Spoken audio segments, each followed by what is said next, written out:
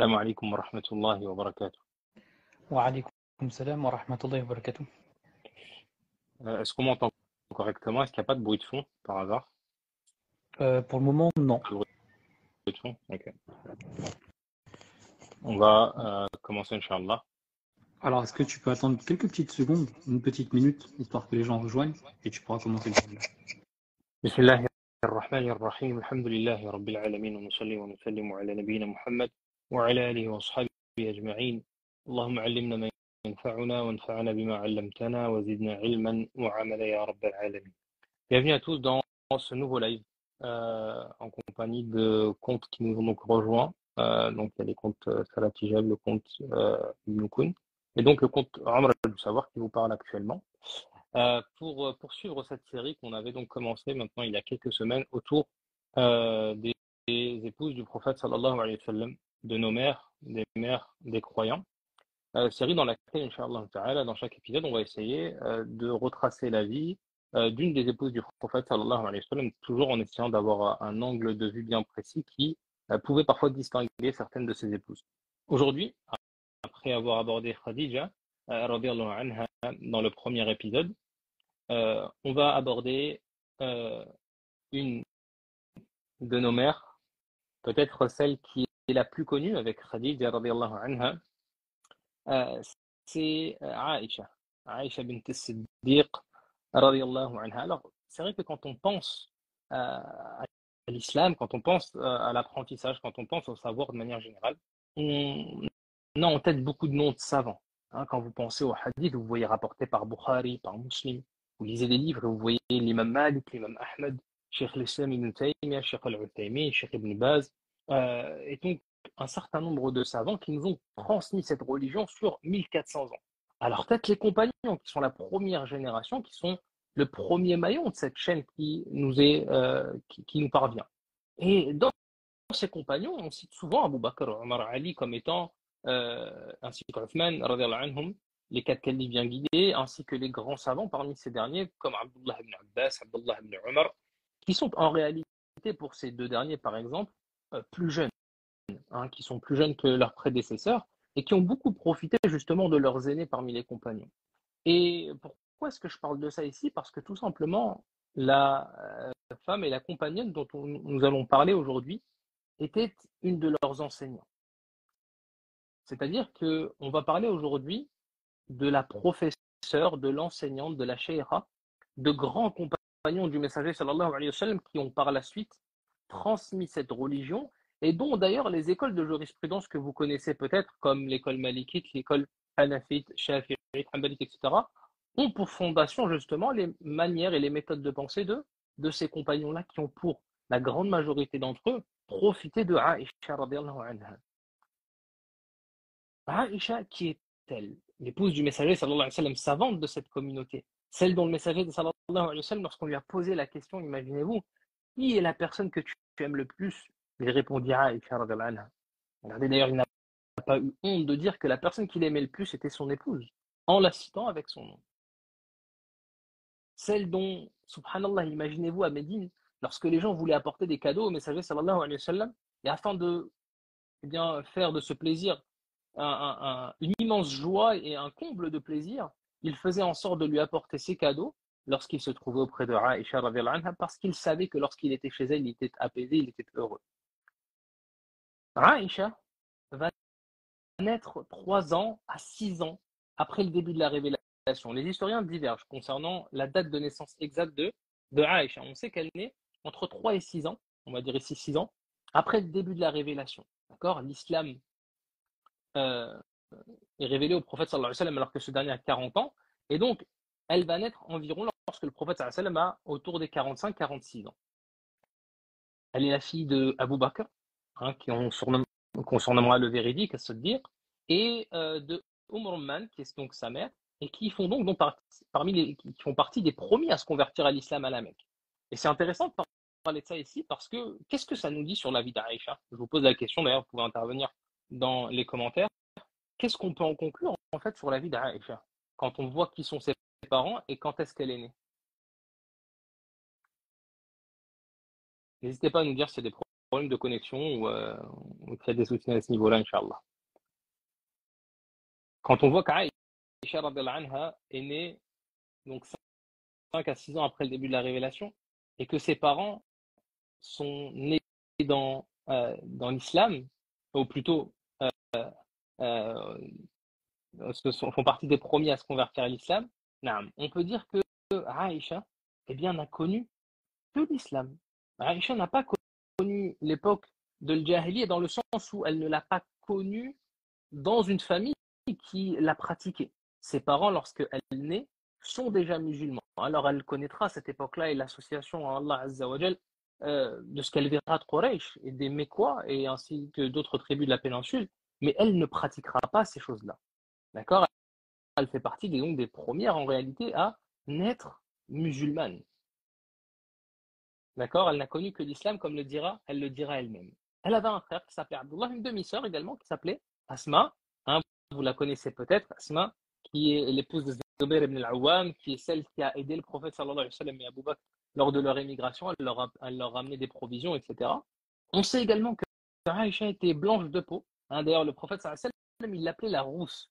Hein, très souvent, on comprend mal cette chose-là. Certaines personnes pensent qu'Aïcha était rousse. Non, les Arabes avaient l'habitude d'appeler Humayr ou bien Humayra des personnes en fait, donc on va traduire par rousse, mais en réalité on pourrait l'appeler la rougeâtre, parce que lorsqu'une personne était blanche de peau, on l'appelait la rouge. Et d'ailleurs, quand on voulait dire qu'une personne n'avait pas de défaut physique, on l'appelait le blanc ou la blanche. Et donc ici, Shahid, c'est quoi qui nous intéresse? C'est le fait que le prophète sallam l'appelait la rousse, et ce qu'il sous-entendait par cela, c'était qu'elle était blanche de peau. On nous dit et on nous rapporte qu'elle était belle avec de longs cheveux, radiyallahu anha. Et elle aura des surnoms. Hein. Le prophète sallallahu alayhi wa sallam la surnommera Abdillah, la mère de Abdullah, bien qu'elle n'a jamais eu d'enfant. Elle n'a jamais eu d'enfant du messager sallallahu alayhi wa sallam. Il l'a surnommée également Al-Muwaffaqa, celle qui a réussi ou celle dont la réussite a été facilitée.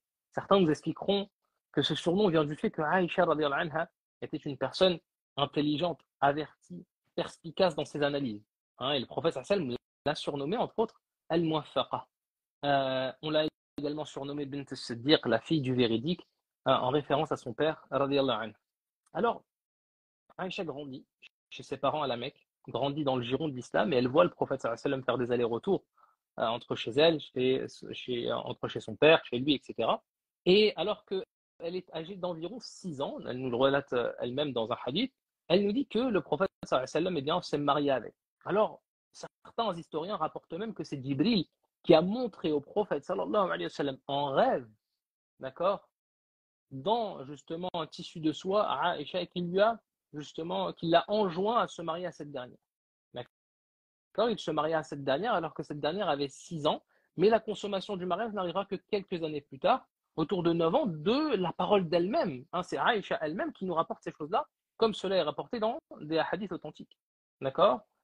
Et la célébration de ce mariage et tout ce qui tourne justement autour de la fête du mariage, etc., n'aura lieu qu'à Médine, donc après l'émigration, quelques années plus tard. Alors ici, on peut se poser la question, pourquoi un mariage aussitôt? Il faut savoir, c'est que, avant tout, il est toujours important lorsqu'on analyse quelque chose en islam, une information, une tradition ou une pratique, de la remettre dans le prisme de l'époque, des habitudes des gens de l'époque. Et beaucoup de personnes qui cherchent à attaquer l'islam reviennent sur ce point et sur l'âge de Aïcha lors de son mariage avec le prophète sallallahu alayhi wa sallam. Pourtant, si on regarde bien, personne de l'époque, parmi les associateurs ou parmi les personnes qui ont cherché à nuire à l'islam, n'ont usé de cette information-là pour nuire à Aïcha ou au prophète sallallahu alayhi wa sallam. Preuve en est déjà que cette chose-là n'était pas en dehors de la coutume de l'époque. Parmi également les personnes qui critiquent cette chose-là, il faut savoir que à cette époque-là, dans l'Empire byzantin qui était chrétien, on a des notables, etc., qui se mariaient avec des bébés et qui consommaient le mariage à ce moment-là. Or, Aïcha, ici, elle nous explique bien une chose, c'est qu'elle se marie au prophète sallallahu alayhi wa sallam à l'âge de 6 ans et elle consomme le mariage à l'âge de 9 ans. À savoir que Aïcha était une fille qui était développée en âge, qui était développée d'un point de vue de la corpulence et qui, par conséquent, était une fille en avance sur son âge.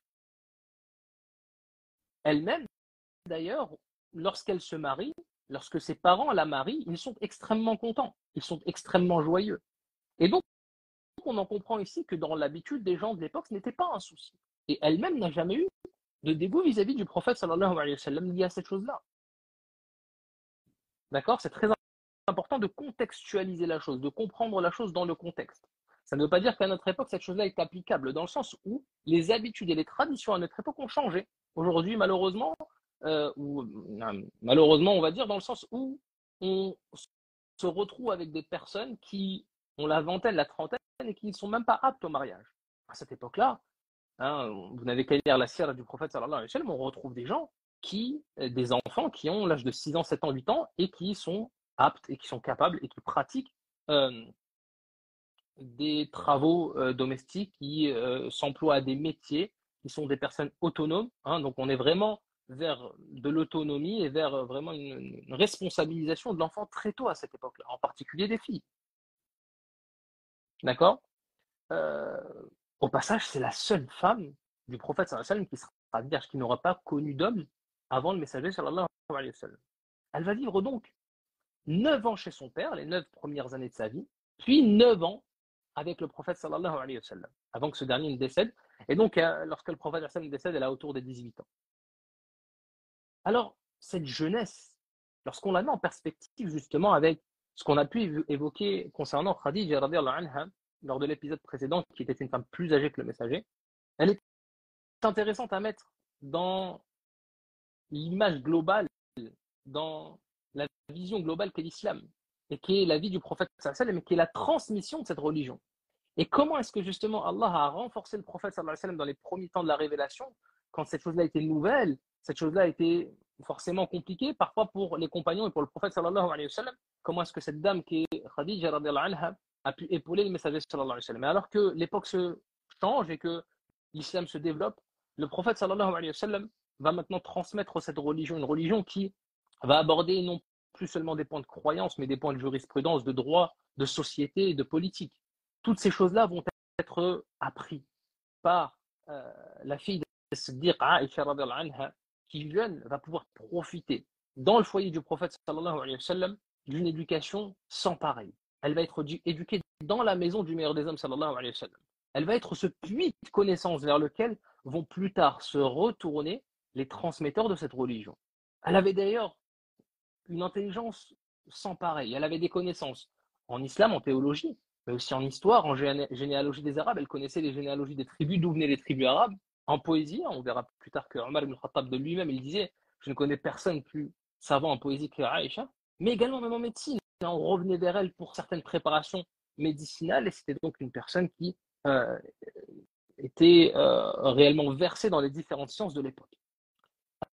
Abu Huraira, qui est le plus grand transmetteur de hadith chez les compagnons, d'ailleurs c'est le seul à supplanter Aïcha en cela, il nous rapporte d'ailleurs qu'il avait remarqué que Aïcha avait cette habitude que lorsque le prophète Hassan disait quelque chose mais qu'elle ne le comprenait pas, ou qu'elle cherchait justement à en comprendre des subtilités, elle posait la question. Et on a un exemple pour cela, pour illustrer cette chose-là. Regardez, lorsque le prophète sallallahu alayhi wa sallam nous dit qu'il y a une obligation du consentement de la future épouse à son mariage, c'est-à-dire que lorsqu'une femme souhaite se marier, il est obligatoire d'avoir son consentement en islam. Alors, à ce moment-là, Aïcha qui est présente va dire au prophète sallallahu alayhi wa sallam, messager d'Allah, la jeune fille, hein, la fille qui est jeune, qui n'a pas forcément d'expérience, elle a honte d'accepter cette chose-là. Ça fait partie de son comportement, de sa pudeur. Et alors, le messager sallallahu alayhi wa sallam de préciser son consentement vaut par son silence. Le fait qu'elle reste silencieuse à ce moment-là est une forme de consentement et donc d'acceptation de ce mariage-là. Aïcha radhiyallahu anha était un puits de science, on va le voir plus tard également, mais c'était également une personne qui pratiquait cette science-là. Cette science ne se cantonnait pas à des livres, à de l'apprentissage et de la mémorisation, à uniquement des notions qui n'ont pas de pratique dans sa vie. Elle-même va participer en tant que femme dans l'intendance, dans de nombreuses batailles du prophète sallallahu alayhi wa sallam. De la bataille de Uhud, lors de la bataille de la Khandaq, du fossé, Anas ibn Malik rapportera qu'il la voyait, les vêtements retroussés, portant des jarres et des outres d'eau pour les troupes. Et elle était là pour soigner également les malades. D'ailleurs, elle-même dira, et au prophète sallallahu alayhi wa sallam, au message d'Allah, on voit que eh bien, le combat a un certain degré en islam. Est-ce que nous ne pouvons pas également combattre, nous? Et le prophète Hassan de lui expliquer à ce moment-là que, eh bien, pour les femmes, il n'y a pas de combat. Et que femmes, le combat des femmes, eh bien, se retrouve dans le hajj. C'est ça le djihad de la femme. Il n'y a pas de combat pour une femme. Elle est, elle est également connue pour sa générosité. Il a été rapporté qu'un jour, on lui a fait un don de plusieurs centaines de dirhams et que ce don-là, elle a directement distribué aux pauvres, au point où elle-même, elle n'avait rien gardé pour elle. Elle a d'ailleurs supporté la pauvreté du temps du messager, sallallahu alayhi wa sallam, avant que les grandes batailles comme Khaybar ou d'autres puissent permettre aux musulmans de vivre dans l'aisance. Elle a connu la pauvreté, des longues périodes de pauvreté. Plusieurs jours, nous dit-elle, sans qu'aucun feu n'était allumé chez le messager. On ne faisait rien cuire, il n'y avait rien à manger. Il se nourrissait de, la swadan, ce qu'elle disait, les dattes et de l'eau. Des dattes et de l'eau, et on s'en suffisait. Mais pour elle, ce n'était pas une humiliation ou un chagrin. Elle se contentait de peu. Et ça n'a en rien altéré sa foi. Bien au contraire. Alors Aïcha, ça reste quand même une femme et elle avait sa part d'humanité, comme tous les compagnons ont leur part d'humanité. Et au passage, c'est d'ailleurs ça qui est admirable chez eux et qui les rapproche encore plus de nous et de l'exemplarité qu'ils représentent pour nous. C'était que c'était des personnes, donc des adorateurs, des dévots, mais qui dans le même temps étaient des humains qui pouvaient parfois être amenés à se tromper. Parfois laisser leurs émotions prendre le dessus, en particulier si c'était une femme. Et ce qui est encore plus admirable, c'est qu'ils combattaient leurs âmes, malgré ces défauts que nous avons également, pour être les meilleurs des générations après les prophètes et les messagers. Regardez par exemple comment est-ce qu'elle nous parle de Khadija. Quand on parle de Khadija, on parle d'une grande femme. On parle d'une promise au paradis. On parle de celle que pour laquelle Jibril est descendu spécialement pour lui passer le salam. Eh bien, elle était jalouse de cette dernière, puisque cette dernière a été l'épouse du prophète sallallahu alayhi wa sallam. Alors, pas en même temps qu'elle, elles ne se sont pas connues, bien entendu, mais lorsque le prophète sallallahu alayhi wa sallam faisait ses éloges, les éloges de Khadija, Aïcha elle était dérangée. Elle dit elle-même, je n'ai jamais été aussi jalouse des femmes du prophète sallallahu alayhi wa sallam que je ne l'ai été de Khadija, parce qu'il l'a mentionné constamment et parce qu'Allah lui avait ordonné de lui annoncer la bonne nouvelle de pierres précieuses au paradis. Et à chaque fois que le prophète sacrifiait un mouton, il en envoyait une partie à toute personne ayant fait part de son amitié à Khadija. Au point où Aïcha disait au prophète on dirait qu'il n'y a pas d'autre femme sur terre à part Khadija. Voulant par cela un petit peu le titiller, lui dire, bien nous aussi on est là.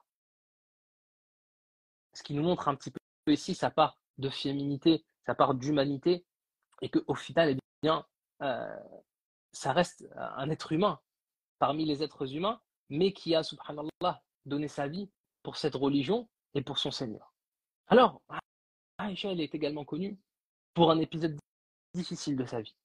Un épisode dans lequel elle a été accusée de la pire chose qu'une femme peut subir, à savoir qu'on la calomnie. Calomniée d'avoir, justement, trompé le prophète, sallallahu alayhi wa sallam, wa al-'iyadu billah. Et ce qui est incroyable dans cette histoire-là, c'est que cet épisode ne durera pas un jour ou deux, il durera près d'un mois. Un mois, lorsque le prophète sallallahu alayhi wa sallam et ses hommes reviennent de la bataille de Bani Mustaliq, et que Aïcha est partie pour un besoin, lorsqu'elle revient, elle trouve que le campement est déjà parti. Elle trouve donc les soldats déjà partis et le prophète sallallahu alayhi wa sallam déjà parti. Alors elle va patienter, et puis le prophète sallallahu alayhi wa sallam va envoyer un compagnon pour la ramener. Forcément ici, je me permets d'être très concis. Je vous invite à revenir sur cet épisode plus en profondeur. Le hadith, vous le retrouvez bien détaillé. Aïcha relate cette histoire bien détaillée dans le Musnad de l'imam Ahmed et dans d'autres livres. Et lorsqu'elle revient à Médine, eh bien, les hypocrites vont en profiter, et les cœurs malades vont en profiter pour dire eh bien, que Aïcha, elle qui est revenue avec un soldat du prophète en queue de peloton, elle qui est revenue en dehors de l'armée, eh bien, qu'a-t-elle fait? Et là, les hypocrites et les cœurs malades vont commencer à parler sur cette dernière. Au point où même le prophète, sallallahu alayhi wa sallam, imaginez-vous son époux, celle qu'elle aimait le plus, le meilleur des hommes, lui-même ne s'était pas prononcé clairement.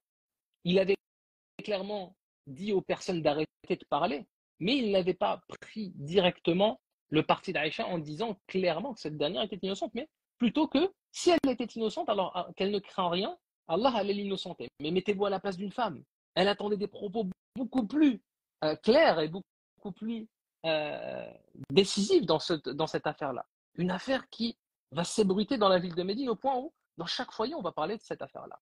Jusqu'au point où, alors qu'elle était encore très jeune, et elle nous relate cette histoire bien plus tard, elle dit « Je n'ai pas trouvé d'autres mots, si ce n'est ceux du père de Youssouf, alayhi salam, Ya'qub, parce que ce dernier a dit eh bien, une belle patience. Une belle patience m'attend. C'est seulement une belle patience que je peux pratiquer. C'est la seule chose que je peux faire. » Et elle patienta. Elle nous dit qu'elle a tellement pleuré au point où les larmes ne coulaient plus. Jusqu'à ce qu'Allah Azza wa Jal révèle les versets du début de Surat An-Nur. Je vous invite à les lire. Surat An-Nur, dans lesquels Allah Azza wa Jal nous apprend et nous enseigne la manière d'agir vis-à-vis des on-dit, vis-à-vis des rumeurs, vis-à-vis des calomnies potentielles. Et comment est-ce que le croyant, justement, se doit de se taire, se doit de parler uniquement avec preuve, de comprendre que l'honneur de ton frère ou de ta sœur est sacré en islam. C'est quelque chose de grave de dire de quelque chose, de quelqu'un plutôt qu'il a fait telle ou telle chose sans preuve. Mais elle va patienter.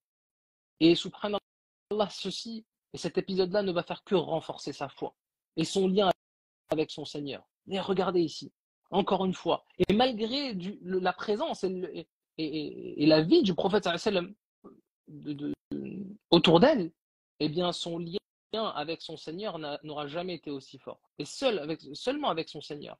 Dans le sens où elle sait à ce moment-là que seul ce dernier pourra l'innocenter. Alors Aïcha également, elle va accompagner le meilleur des hommes, sallallahu alayhi wa sallam, dans sa maladie, à la fin de sa vie. Alors qu'elle a 18 ans, le prophète en a 63 à ce moment-là. Pendant sa maladie, le prophète sallam va demander à ses autres épouses est-ce qu'il peut rester chez Aïcha. Il peut rester chez Aïcha afin de se soigner. Et c'est elle donc qui va l'accompagner dans ces derniers moments. Elle qui, eh bien, lui ramenait de l'eau, lui ramenait justement parfois certains tissus pour justement aspirer la transpiration et autres. Elle qui va prendre d'ailleurs un siwak, un petit bâton avec lequel on se lave les dents de son propre frère pour le donner au prophète sallallahu alayhi wa sallam. C'est elle qui va l'accompagner dans ces moments difficiles. Et le prophète sallallahu alayhi wa sallam va mourir dans ses bras, chez elle. Et d'ailleurs, jusqu'à aujourd'hui, il est enterré chez Aïcha. Il est enterré dans l'appartement d'Aïcha, radiyallahu anha. Alors, après la mort du prophète sallallahu alayhi wa sallam, Aïcha, elle va vivre encore environ une cinquantaine d'années. Hein, c'est quand même intéressant ici de voir qu'elle aura vécu 18 ans du vivant du prophète sallallahu alayhi wa sallam, mais ensuite près d'une cinquantaine d'années, d'accord, après la mort du prophète sallallahu alayhi wa sallam. La plupart de ce temps-là, elle va le passer dans l'acquisition du savoir, mais surtout dans la transmission. Imaginez-vous, elle a pu vivre avec le prophète sallallahu alayhi wa sallam. Imaginez-vous, elle a pu voir des choses de la vie du prophète sallallahu alayhi wa sallam que d'autres compagnons n'ont pas pu voir. Une femme de ton foyer ne voit pas ce que voit ton ami qui te voit à l'extérieur, qui te voit à la mosquée, forcément. Et c'est à sa cause que beaucoup d'éléments de notre religion qui sont liés à l'aspect intérieur des foyers, à l'intimité, eh bien, nous ont été transmis. C'est par l'intermédiaire de Aïcha et des autres épouses du prophète sallallahu alayhi wa sallam. Elle était une des femmes qui mémorisait le Coran. Elle avait d'ailleurs son propre manuscrit du Coran. Parmi les hadiths du prophète sallallahu alayhi wa sallam, elle en mémorisait 2286 par cœur. Et d'ailleurs, ce qui est intéressant ici, c'est que personne d'autre n'a rapporté autant de hadiths, si ce n'est Abu Huraira radiyallahu anhu. Et donc, on voit ici que dans les hadiths du prophète sallallahu alayhi wa sallam, on parle ici d'une savante. On parle ici d'une muhadditha. C'est une personne qui était érudite dans ce domaine-là. Mais plus encore, c'était sa compréhension de ces hadiths-là qui était poussée. Jusqu'au point où les gens revenaient vers elle. Les compagnons revenaient vers elle lorsqu'ils n'avaient pas compris un hadith. Imaginez-vous cette scène. Des compagnons, ils divergent. Et ils vont vers Aïcha pour décider entre eux de la vie qui était juste. Les gens venaient de loin pour apprendre chez elle. Elle répondait à leurs questions. D'ailleurs, elle n'a pas eu d'enfant comme on l'a évoqué plus tôt et elle ne s'est pas remariée après le prophète sallallahu alayhi wa sallam, puisque les femmes du prophète ne se remariaient pas après lui. Et elle va donc prendre sous son giron beaucoup d'enfants de la ville de Médine, d'orphelins, pour leur enseigner.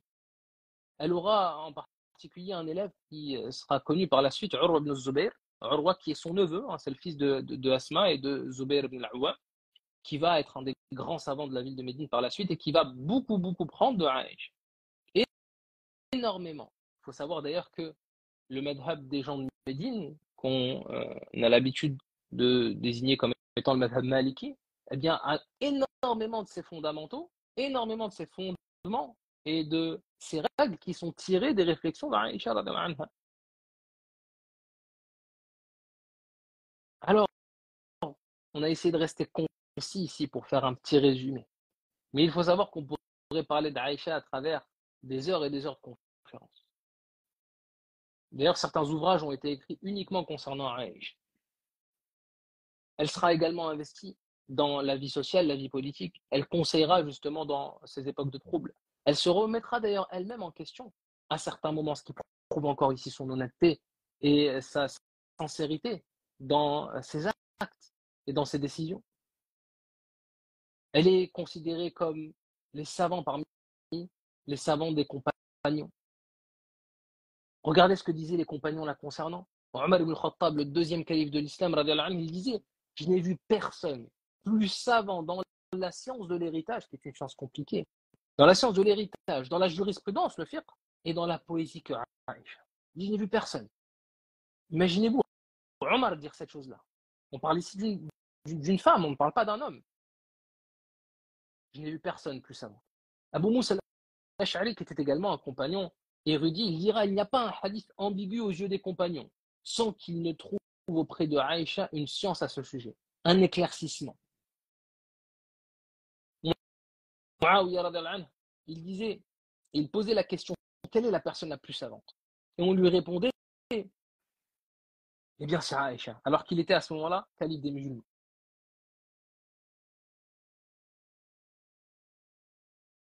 Al-Zuhri, Mohammed ibn Shahad al-Zuhri, qui était un savant parmi les plus prédécesseurs, il disait: si la science de Aïcha était rassemblée et comparée à la science des épouses du messager sallallahu alayhi wa sallam et des autres femmes, celle de Aïcha aurait été plus vaste et meilleure. C'est-à-dire que toute la science que pouvait réunir Aïcha était plus grande que la science que réunissaient toutes les autres épouses du prophète sallallahu alayhi wa sallam.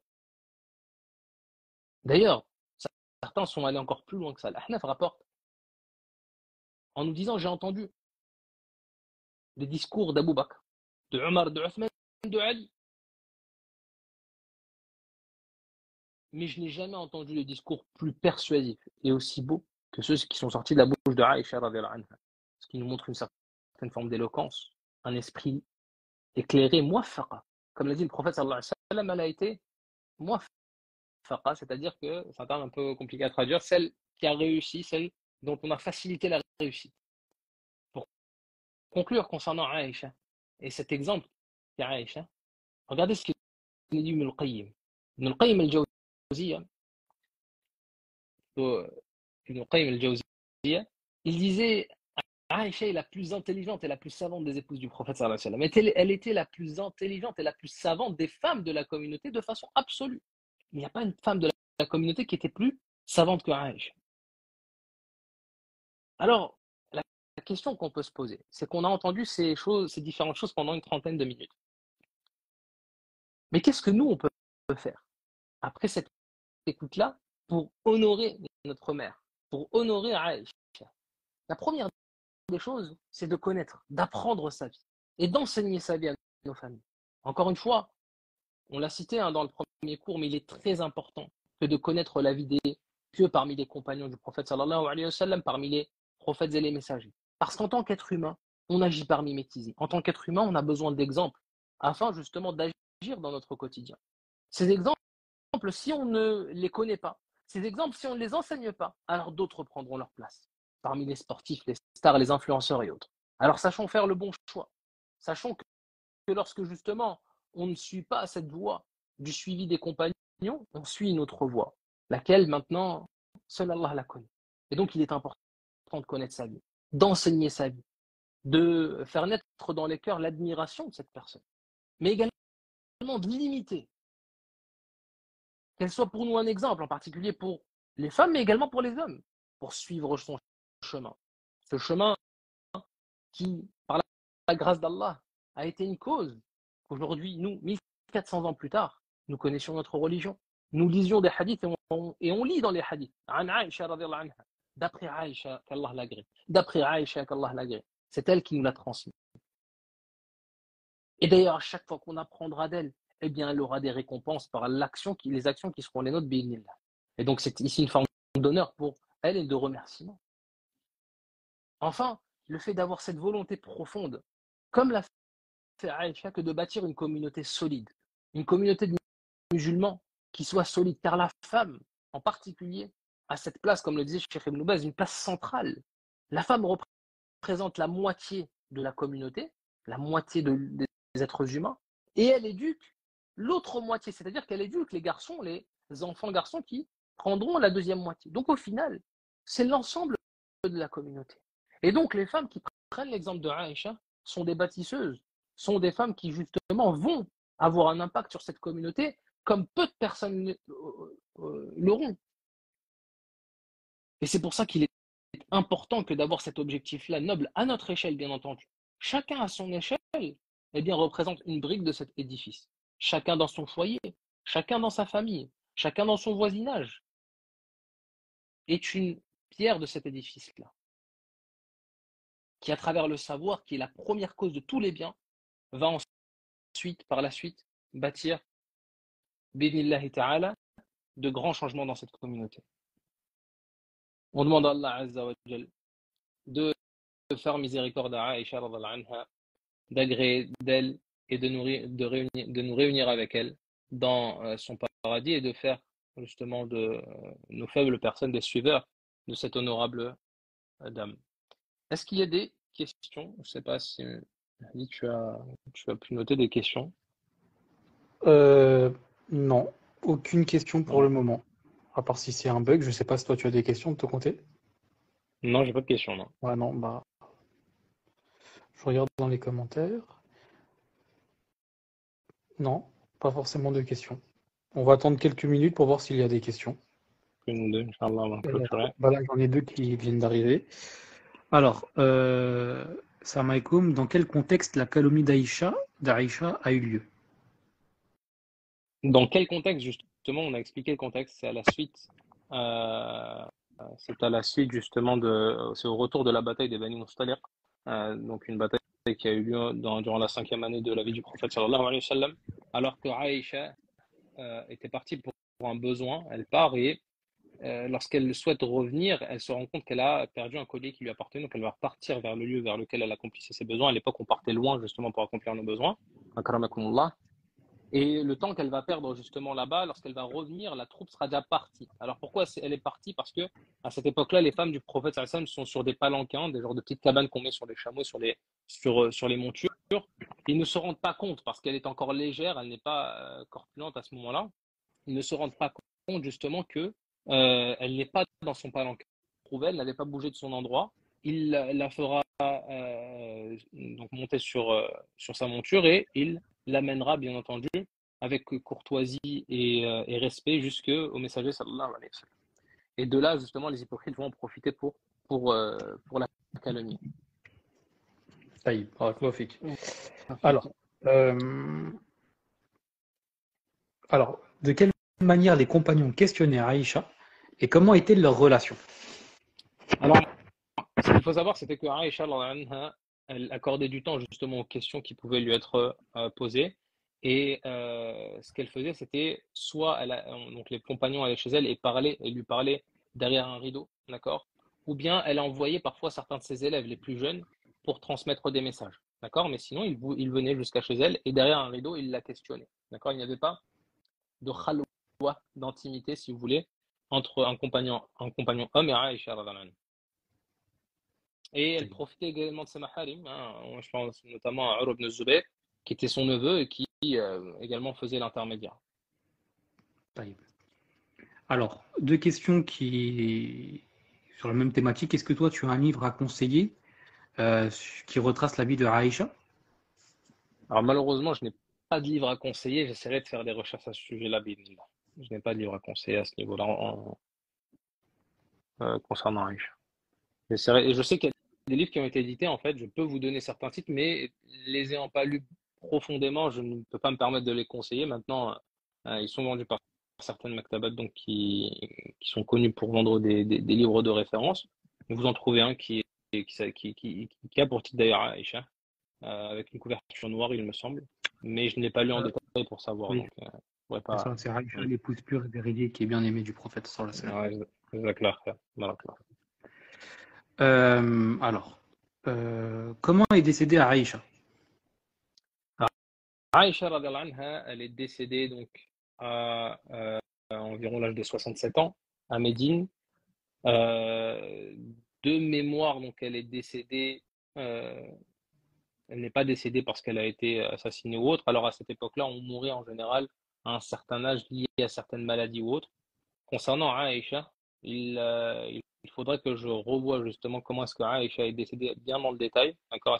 Quelle est la maladie qui l'a touchée? Et de mémoire, c'est une maladie qui l'a touchée alors qu'elle était à la fin de ses 60 ans. Je crois que ça va être la dernière question, Allahu a'lam. Ok. Quel était le tuteur de Aïcha si elle n'a épousé personne d'autre après le prophète sallallahu alayhi wa sallam? Son père est resté vivant, hein, 2 ans après le prophète sallallahu alayhi wa sallam. Elle avait également son frère Abdullah, euh, son neveu Urwa. D'accord? Donc elle avait un certain nombre de maharim qui étaient présents de son vivant. Taïb. Une dernière question, c'est est-ce que toi tu penses faire un séminaire sur Aïcha? Est-ce que c'est prévu? Euh, c'est prévu qu'on fasse un séminaire sur les meilleures femmes de la communauté. Les meilleures femmes de la communauté. Euh, on va d'abord continuer cette série de live, Inch'Allah ta'ala, et puis par la suite, on espère pouvoir faire des séminaires sur ce sujet-là, Inch'Allah. Ok. Taïb. Barakallahu fikum, jazakumullahu khaira. Donc d'ici quelques semaines, bismillah, on continuera cette série avec une nouvelle épouse parmi les épouses du prophète sallallahu alayhi wa sallam. نسأل الله تبارك وتعالى ينفعنا بما سمعنا. On demande à Allah Azza wa Jal de nous octroyer une science utile et de Amin. faire de ce savoir une preuve pour nous et non contre nous le jour de sa rencontre. Barakallahu fikum wa jazakumullahu khaira. Très bientôt, Inch'Allah. Salam alaikum wa rahmatullahi wa barakatuh.